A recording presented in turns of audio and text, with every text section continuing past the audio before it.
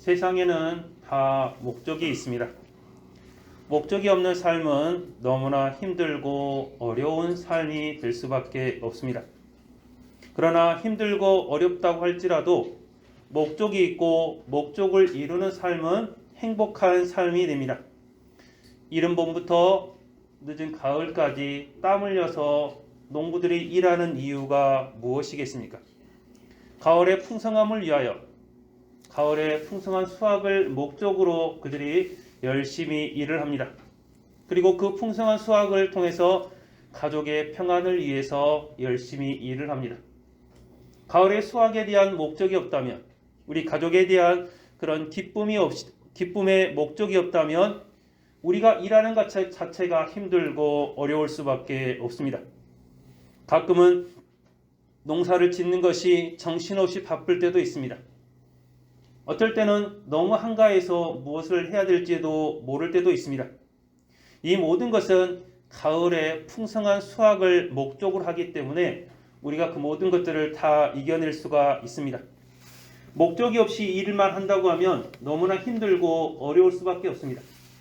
그러나 목적이 있다 할지라도 잘못된 목적을 가지고 살아가면 여러분 그 목적이 사람을 피를 말리고 그 삶을 더 황폐하게 하는 것을 볼 수가 있습니다. 농사를 지어서 벼락부자가 되겠다. 올 한해 농사를 잘 지어서 한 10년치 수확을 내가 내봐야겠다. 그런 목적으로 농사를 짓는 사람은 망할 수밖에 없습니다. 목적이 어떤 것이냐에 따라서 우리의 삶이 선한 삶이 되느냐 그렇지 않느냐로 결정이 되어집니다. 우리 신앙생활도 마찬가지입니다. 신앙생활에 목적이 없는, 신앙에 대한 목적이 없는 삶은, 목적이 없는 신앙은 계속해서 흔들릴 수밖에 없습니다. 내가 바라보는 목적이 없이 신앙생활하고 교회에 나오는 것은 아무런 의미가 없습니다. 또한 잘못된 신앙을 가지고 잘못된 목적으로 신앙생활하는 사람들 마찬가지입니다. 잘못된 목적을 향해서 열심히 달려가기 때문에 그들의 삶의 종착점도 결국은 잘못된 길이 될 수밖에 없습니다. 우리의 신앙은 부활하신 주님을 믿고 천국을 소망하면서 살아가는 신앙이 되어야 됩니다. 나 혼자만 잘 믿고 나 혼자만 잘 사는 그런 신앙이 아니라 나도 잘 믿고 내 주변에 있는 사람에게도 내 이웃들에게도 부활의 주님을 증거하며 부활의 주님을 통해서 천국 백성이 될 수 있는 그런 신앙생활을 우리들이 해야 합니다. 우리의 신앙생활의 목적은 건강하고 부자 되고 사업이 잘 되고 세상에서 출세하는 것이 신앙의 목적이 아니라 예수 그리스도를 따라서 우리의 죽음을 넘어 부활하고 또한 하나님의 백성이 되는 것이 우리의 신앙의 목적이 될 수 있음을 여러분들이 기억하시기를 바랍니다. 여기 계신 모든 성도님들의 신앙의 목적은 예수님을 믿고 예수님을 통하여 하나님의 자녀가 되는 귀한 삶을, 그런 신앙을 소유하는 여러분들이 되시기를 바랍니다. 하나님의 마음은 어떤 마음일까요? 우리가 하나님을 향해서 신앙생활을 하는데 하나님은 우리에게 어떤 것을 중요하게 여기고 계실까요? 하나님께 인정받는 삶을 살기 위해서는 하나님의 뜻과 마음을 알아야 됩니다. 본문 34절과 35절에 보면 이렇게 기록합니다. 베드로가 입을 열어 말하되 내가 참으로 하나님은 사람의 외모를 보지 아니하시고 각 나라 중 하나님을 경외하며 의를 행하는 사람은 다 받으시는 줄 깨달았도다 라고 기록을 하고 있습니다. 하나님은 사람을 외모로 보지 않는다고 하십니다. 여기서 말하는 외모는 겉모습이 아니라 사회적인 모습까지 다 포함하고 있습니다. 하나님은 우리가 부자인 것인지 가난한 것인지 그것을 구분하지 않습니다. 우리가 보통 시민이든 세상의 권력을 가진 사람이든 하나님께서는 그것을 중요하게 여기지 않으십니다. 우리가 건강하든 병이 들어있든 어리든 나이가 많든 하나님께서는 모든 영혼을 다 소중히 여기십니다. 중요한 것은 우리의 마음이 얼마나 하나님을 향하고 있고 하나님을 경외하고 있느냐의 문제입니다. 우리가 하나님을 믿고 우리 삶 가운데 하나님의 말씀을 실천하는 사람, 그 사람을 하나님께서 더 소중히 여기십니다. 많이 받은 사람은 많은 것을 남겨야 하고 적게 받은 사람은 적은 것을 남겨도 하나님께서는 뭐라고 하지 않으십니다. 하지만 적게 가졌든 많이 가졌든 하나님을 향한 그 목적을 잃어버리고 나를 위해서 살아가는 그 사람은 하나님이 그 삶 가운데 없기 때문에 하나님께서 악하고 게으른 종이라고 그를 핀잔하실 것입니다. 시편 69편 30절 31절에서 기록합니다. 내가 노래로 하나님의 이름을 찬송하며 감사함으로 하나님을 위대하시다 하리니 이것이 소 곧 뿔과 굽이 있는 황소를 드림보다 여호와를 더욱 기쁘시게 함이 될 것이라 라고 기록하고 있습니다. 하나님을 찬양하며 감사하는 마음으로 하나님 앞에 나가는 것이 황소 한 마리를 드리는 것보다 하나님께서 더 기뻐 받으신다고 말씀을 하고 있습니다. 사람의 생각과 하나님의 생각은 다릅니다. 내가 교회에서 헌금을 많이 하면 다른 사람들이 나를 인정해 주겠지. 사람들이 나를 우러러 보겠지. 내가 교회 봉사를 많이 하면 사람들이 나를 좋아하겠지. 내가 기도 많이 하고 성경 많이 보면 내가 신앙이 좋은 사람처럼 보이겠지. 하나님께서는 그것을 원하지 않으십니다. 내 마음을 다해서 하나님을 사랑하는 것, 내 진심을 다해서 하나님을 사랑하는 그 모습을 하나님께서 기뻐 받으심을 여러분들이 기억하시기를 바랍니다. 우리의 마음을 담아 하나님께 드리는 것, 그것이 여러분 10원이 되었든 100원이 됐든 만원이 되었든 우리의 마음을 담아 드리는 것, 우리의 마음을 담아서 하나님 앞에 봉사하는 것, 우리의 마음을 담아 기도하며 찬양하는 것을 하나님께서 기뻐 받으십니다. 이제는 다 컸지만 저희 아이들이 유치원 때 또는 초등학교 저학년 때 어버이날이면 종이로 카네이션을 만들고 삐뚤삐뚤 글씨를 써서 가슴에 달아줄 때 가슴이 얼마나 뭉클했습니까? 아이들이 귀한 것, 진짜 귀하고 비싼 것을 하는 것을 원하지 않습니다. 아이들이 그 작은 고사리 손으로 작은 종이 카네이션을 만들고 삐뚤삐뚤 글씨를 써도 그 마음을 알기 때문에 부모들이 얼마나 감격하는지 모릅니다. 아이들에게 나는 아파트가 필요하니 아파트 한 채 해달라. 여러분 그 아파트 한 채 하면 뭐 하겠습니까? 물론 편하고 좋긴 하겠지만 그것을 원하는 것이 아닙니다. 그의 마음을 부모들이 원하는 것입니다. 우리의 모습도 마찬가지입니다. 하나님께서 우리의 모든 것을 다 원하시지만 그 모든 것보다 우리의 마음을 원하신 것을 여러분들이 기억하시기를 바랍니다. 우리의 가진 모든 것이 다 하나님의 것이기 때문에 우리 가진 모든 것을 다 하나님께 드린다 해도 우리는 손해날 것이 없습니다. 하지만 하나님께서는 우리의 마음의 중심을 원하고 계십니다. 부활하신 주님을 생각하며 이제 여러분의 마음을 하나님께 드리시기를 바랍니다. 부활의 주님을 맞이하면서 여러분의 마음을 온전히 하나님께 드린다면 하나님께서 가장 기뻐하실 줄로 믿습니다. 부활하신 주님께서 이 땅에서 어떤 모습을 보이셨겠습니까? 주님의 마음은 어떤 마음이었겠습니까? 예수님에게 나타나신 하나님의 모습은 어떤 모습이었을까요? 36절부터 38절에 보면 기록합니다. 만유의 주 되신 예수 그리스도로 말미암아 화평의 복음을 전하사 이스라엘 자손들에게 보내신 말씀 곧 요한이 그 세례를 반포한 후에 갈릴리에서 시작하여 온 유대에 두루 전파된 그것을 너희도 알거니와 하나님이 나사렛 예수에게 성령과 능력을 기름 붓듯 하셨음에 그가 두루 다니시며 선한 일을 행하시고 마귀에게 눌린 모든 사람을 고치셨으니 이는 하나님이 함께 하셨음이라 라고 기록을 하고 있습니다. 예수님은 이스라엘 백성들 가운데서 화평의 복음을 선포하셨습니다. 세례 요한으로부터 시작된 예수님의 공생애는 성령의 능력으로 많은 일을 하셨습니다. 모든 일에는 하나님께서 함께 하셨습니다. 이 모든 것들의 목적이 바로 이스라엘 백성들에게 화평의 복음을 전하기 위해서였습니다. 즉 천국 복음을 전하기 위해서 예수님께서 가지신 모든 능력을 다 행하셨습니다. 예수님께서 성령을 힘입어서 병을 고치고 귀신 들린 자에게 자유를 주고 눌린 자를 해방해 주셨습니다. 이 모든 것의 목적은 다 모든 사람들이 천국 백성이 되는 것이었습니다. 아무것도 없는 상태에서 복음을 전하면 사람들의 마음이 얼마나 강팍합니까? 그냥 가서 예수님 믿으세요라고 말하면 사람들이 잘 듣지를 않습니다.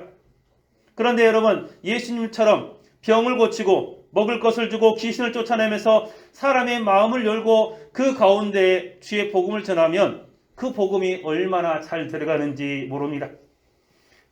병 고치는 것이 목적이 아닙니다. 배부른 것이 목적이 아닙니다. 귀신을 쫓아내는 것이 목적이 아니고 많은 사람들이 하나님의 자녀가 되는 것, 예수 그리스도를 영접하는 것이 목적임을 여러분들이 기억하시길 바랍니다. 예수님의 첫 외침은 바로 천국에 대한 복음이었습니다. 마태복음 4장 17절에서 기록합니다.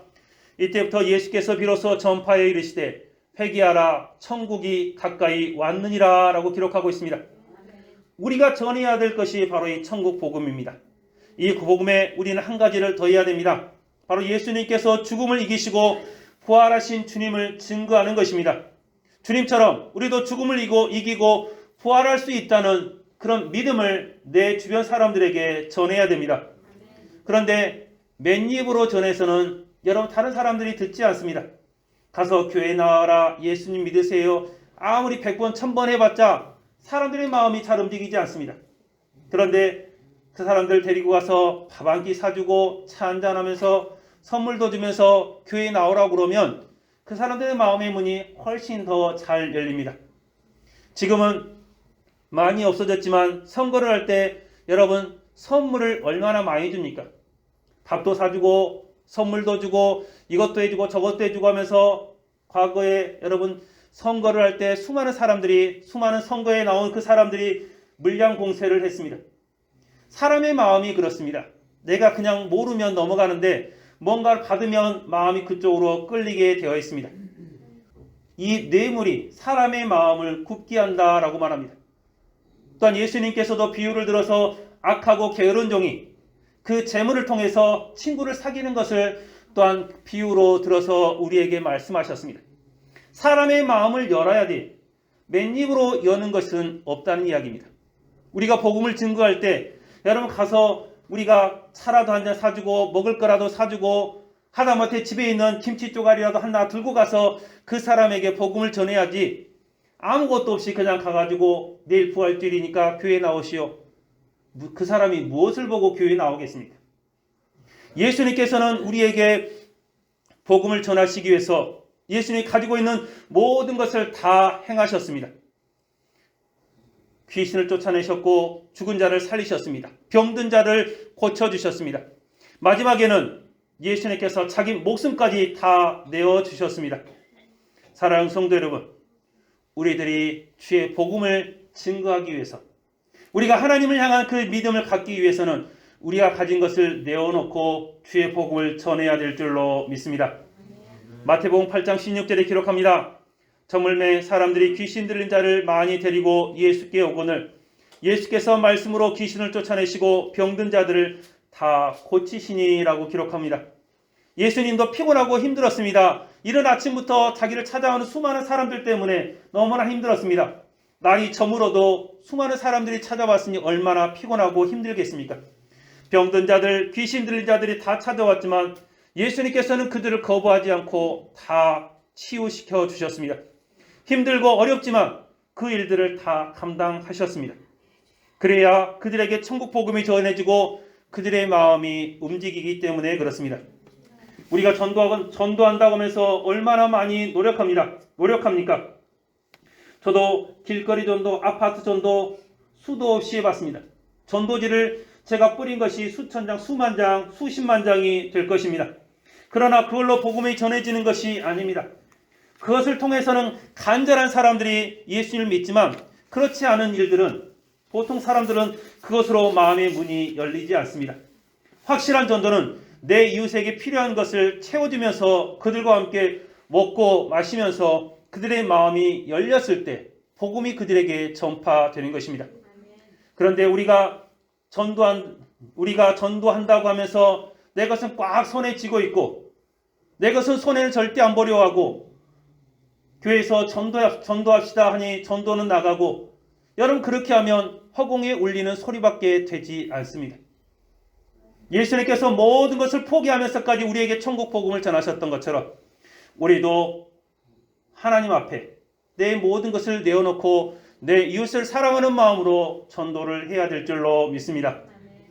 처음 제가 여기 왔을 때 마을 회관마다 떡과 과일을 나누자고 했을 때 반대하는 사람들이 많았습니다.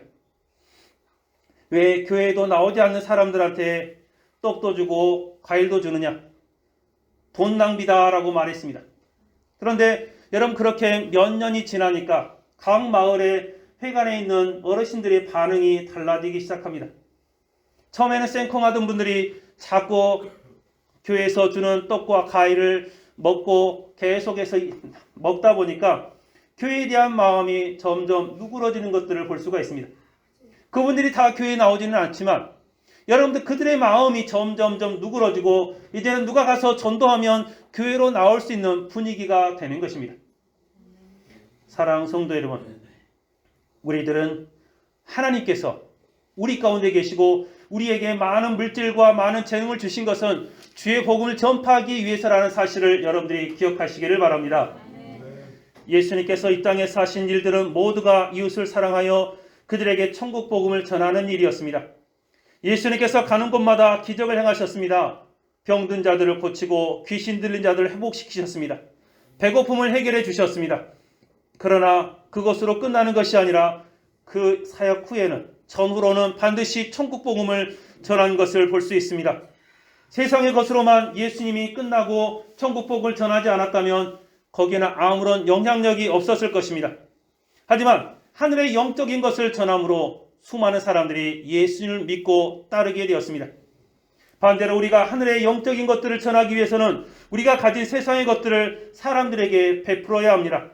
말로만 예수님 믿으세요, 예수님 믿으면 구원받습니다, 그렇게 말하는 것은 영향력이 없습니다.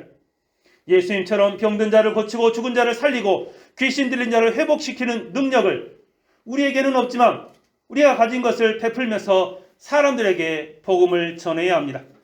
따뜻한 차 한 잔 대접하고, 창고에 있는 배를 하나 더 대접하고, 밥 한 끼 사고, 어려운 일이 있으면 함께 가서 들어주고 해결해 주려고 하는 노력이 필요합니다. 그렇지 않고 복음을 전하는 것은 너무나 어려운 일입니다. 사랑하는 성도 여러분, 여러분이 주님을 사랑하고 주님의 나라가 이 땅에 임하길 원하신다면, 부활의 주님을 믿고 증거하기를 원하신다면 여러분의 주머니에 있는 것을 아끼지 마시기를 바랍니다. 여러분이 가진 것을 아끼지 마시기를 바랍니다. 우리가 잘 사는 이유, 우리가 여유 있게 사는 이유가 무엇이겠습니까? 내가 떵떵거리고 사는 것이 여러분, 우리가 하나님께서 우리에게 복 주신 이유가 아니라, 우리가 여유 있게 잘 사는 이유는 하나님의 사랑을 증거하라고 우리에게 여유를 주시고 우리에게 건강을 주심을 여러분들이 믿으시길 바랍니다. 이제 하나님께서 여러분에게 주신 그 귀한 것들을 여러분의 이웃들에게 나누며 부활의 주님을 증거하는 여러분들이 되시기를 바랍니다. 주님께서 우리를 위해서 하나님의 뜻대로 성령의 능력을 베푸셨지만 사람들은 그것으로 부족했습니다. 아니, 내 이익을 빼앗기기 싫어서 예수님을 십자가에 매달기까지 하셨습니다. 예수님은 천국 복음을 위해서 자신의 목숨까지도 우리에게 나누어 주셨습니다. 39절부터 기록합니다. 우리는 유대인의 땅과 예루살렘에서 그가 행하신 모든 일의 증인이라. 그를 그들이 나음에 달아 죽였으나 하나님이 사흘 만에 다시 살리사 나타내시되 모든 백성에게 하신 것이 아니요 오직 미리 택하신 증인 곧 죽은 자 가운데서 부활하신 후 그를 모시고 음식을 먹은 우리에게 하신 것이라. 우리에게 명하사 백성에게 전도하되 하나님이 살아있는 자와 죽은 자의 재판장으로 정하신 자가 곧 이 사람인 것을 증언하게 하셨고, 그에 대하여 모든 선지자도 증언하되 그를 믿는 사람들이 다 그의 이름을 힘입어 죄의 사함을 받는다 하였느니라 라고 기록하고 있습니다. 목숨까지 우리를 위해서 나눠주신 주님의 목적은 우리를 천국 백성 삼는 것입니다. 우리로 예수의 부활을 증거하는 증인 삼는 것이 예수님의 목적이었습니다. 부활의 주님을 먼저 만난 우리가 해야 할 일은 부활의 주님을 우리 주변 사람들에게 증거하는 것입니다. 나만 알고 끝나는 것이 아니라 예수님께서 이 땅에서 많은 능력을 나누신 것처럼, 예수님께서 십자가에서 자기의 목숨을 나누신 것처럼 우리에게 천국 복음을 전하신 그 예수님의 뜻을 따라서 우리도 우리가 가진 것을 나누면서 부활의 주님의 부활에 동참해야 합니다. 예수님의 어머니 마리아가 처음으로 예수님의 무덤에 갔을 때 천사가 이렇게 말합니다. 마태복음 28장 5절에 천사가 여자들에게 말하여 이르되 너희는 무서워하지 말라. 십자가에 못 박히신 예수를 너희가 찾는 줄 내가 아노라 라고 기록합니다. 이 여자들은 죽은 예수님을 찾았습니다. 그들의 무덤을 찾은 목적이 여러분 잘못되었습니다. 죽은 예수님을 찾아서 무덤에 간 것입니다. 그렇지만 천사가 말합니다. 아니다. 예수님은 죽지 않았고 부활하셔서 너희들보다 먼저 갈릴리로 갔다라고 말을 하고 있습니다. 천사들이 두려워하지 말라고 하고 있습니다. 죽은 예수님을 찾지 말고 부활하신 주님을 찾아가라고 말합니다. 우리가 찾아야 될 분, 우리가 만나야 될 분은 죽은 예수가 아니라 부활하신 예수님, 우리 가운데 능력을 주신 예수님임을 여러분들이 기억하시기를 바랍니다. 부활하신 주님은 많은 사람들의 삶의 목적을 바꾸었습니다. 오직 유대교가 최고라고 생각하면서 예수를 믿는 사람들을 핍박하며 죽이던 사울의 인생의 목표를 바꾸었습니다. 고린도전서 15장 3절에서 8절에 보면 이렇게 기록합니다. 내가 받은 것을 먼저 너희에게 전하였노니 이는 성경대로 그리스도께서 우리 죄를 위하여 죽으시고 장사 지낸 바 되었다가 성경대로 사흘 만에 다시 살아나사 대바에게 보이시고 후에 12 제자에게와 그 후에 500여 형제에게 일시에 보이셨나니 그 중에 지금까지 대다수는 살아있고 어떤 사람은 잠들었으며 그 후에 야고보에게 보이셨으며 그 후에 모든 사도에게와 맨 나중에 만삭되지 못하여 난 자 같은 내게도 보이셨느니라 라고 기록하고 있습니다. 바울은 소신이 확실한 사람이었습니다. 자신의 소신을 이루기 위해서 열심히 있는 사람이었습니다. 삶의 목적이 분명했습니다. 그러나 부활의 주님을 만나기 전에 그의 삶의 목적은 유대교를 지키는 것이었습니다. 유대교를 지키는 것이 잘못된 것임을 알고 부활의 주님을 만난 후로 그의 삶의 목적은 오직 부활의 주님을 증거하는 것이었습니다. 그가 부활의 주님을 증거하기 위해서 세상에 그가 가졌던 모든 것을 다 버렸습니다. 명예도 버리고 부도 버렸습니다. 그 앞에 놓여진 탄탄대로 같은 세상에서 출세할 수 있는 모든 것을 다 버리고 그것을 배설물처럼 여기고 오직 예수 그리스도를 증거하는 증인의 삶을 살아갔습니다. 우리가 다 바울처럼 살 수는 없지만 부활의 주님을 만났다면 이제 부활의 주님을 증거하는 여러분들이 계시기를 바랍니다. 바울은 로마의 감옥에서 빌립보에 보내는 편지에서도 말합니다. 빌립보 3장 10절과 12절에는 내가 그리스도와 그 부활의 권능과 그 고난에 참여함을 알고자 하여 그의 죽으심을 본받아 어떻게 해서든지 죽은 자 가운데서 부활에 이르려 하노니 내가 이미 얻었다함도 아니요 온전히 이루었다함도 아니라 오직 내가 그리스도 예수께 잡힌 바 된 그것을 잡으려고 달려가노라 라고 기록하고 있습니다. 바울은 고난에 참여하고 죽으심에도 예수님의 부활에도 바울은 참여했다라고 말하고 있습니다. 바울의 목적은 오직 예수 그리스도였습니다. 우리가 품고 살아가야 될 것은 이 땅에서 잘 먹고 잘 사는 것이 아니라 하나님의 나라가 이 땅에 이루어지는 것이고 우리를 통해서 예수 그리스도가 증거되는 것임을 여러분들이 기억하시기를 바랍니다. 우리의 삶의 목적은 이 땅에 있지 않습니다. 우리의 삶의 목적은 잘 먹고 잘 사는 것이 아니라 우리의 삶의 목적은 영원한 우리의 본향인 천국에 있고 하나님 나라의 확장이고 예수 그리스도의 증거가 우리의 삶의 목적임을 여러분들이 기억하시기를 바랍니다. 주님이 부활하신 모습을 제자들에게 먼저 보이신 것은 제자들이 믿고 부활의 주님을 증거하라고 제자들에게 먼저 보이셨습니다. 하나님께서 우리를 먼저 부르신 이유도 우리가 부활의 주님을 믿고 다른 사람들에게 증거하기 위해서입니다. 먼저 알고 먼저 믿은 것이 벼슬은 아닙니다. 단지 먼저 알았을 뿐입니다. 먼저 알았기 때문에 부활의 주님을 모르는 그 사람들에게 우리가 증거를 해야 합니다. 부활의 주님을 모르고 세상에서 살다가 지옥으로 가는 수많은 사람들에게 예수 그리스도의 부활을 우리들이 증거해야 합니다. 지금은 비록 코로나로 인해서 이웃들을 만날 수 없고 함께 나눌 수 없지만 우리는 때를 얻든지 못 얻든지 이웃을 만나고 그들에게 부활의 주님을 증거해야 될 줄로 믿습니다. 사랑하는 성도 여러분, 우리 주님은 죽음을 이기시고 3일 만에 부활하셨습니다. 이 부활의 목적은 바로 우리의 평안과 기쁨을 위해서입니다. 예수는 십자가에서 잃어버리고 세상에서 불안하며 두려워하는 우리를 위해서 부활하신 주님께서 먼저 갈릴리로 가셔서 우리를 기다리고 계십니다. 이제 부활의 주님을 만나 여러분들이 평안을 누리시기를 바랍니다. 이 평안을 나만 누리지 마시고 여러분의 이웃들과 함께 누리시기를 바랍니다. 내 이웃들에게 주님의 복음을 증거하면서 입으로만 하지 마시고 내 지갑을 열어서 내 주머니를 열어서 그들에게 주의 복음을 증거하시기를 바랍니다. 여러분을 통해서 하나님의 능력과 평안이 선포되어질 줄로 믿습니다. 사랑하는 성도 여러분, 여러분을 위해서 여러분의 이웃을 위해서 죽음을 이기시고 부활하신 주님을 통해서 두려움을 이겨내시고 평안을 누리며 예수님을 증거하는 여러분의 삶이 되시기를 주님의 이름으로 축원합니다. 기도하겠습니다.